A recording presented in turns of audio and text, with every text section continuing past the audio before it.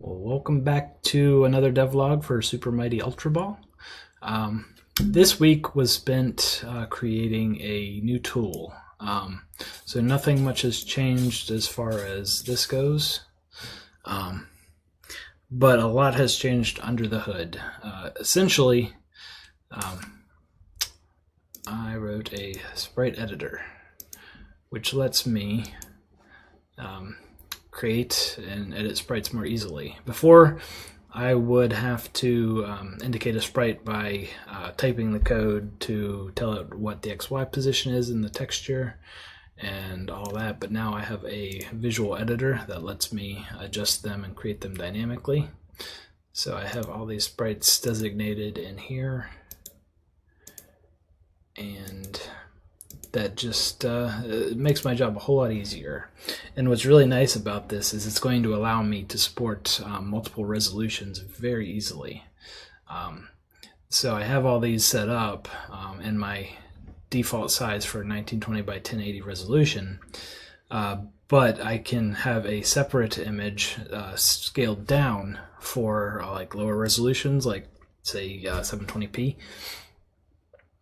So I can support multiple resolutions without having to basically scale down everything, draw it up to large size and scale it down. I can actually render it at the at a native resolution, and likewise I can scale up to 4K, which might actually be more trouble than it's worth at this point, because I'd have to recreate all my graphics. But we will see. So yeah, this is really really handy.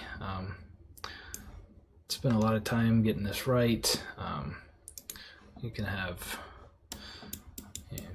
multiple zoom levels. You can zoom in really far. You can adjust it this way, or you can scale it that way. I even have support for 9 slices, which is really useful. You can see here, this is actually going to be changing, but this dialog here is used for when you're in here and you apply a video change. This window here is a 9 slice using that, so it's really handy. So that's another nice feature while I'm talking about it is to make it even easier, you can just select some portion of your sprite and then click Best Fit, and it will either grow or shrink depending on what it needs to do.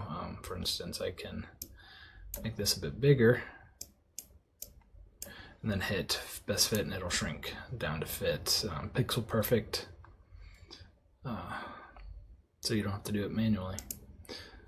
But whoops, I need to go back into that's a problem with the textures unloading when I switched out of this.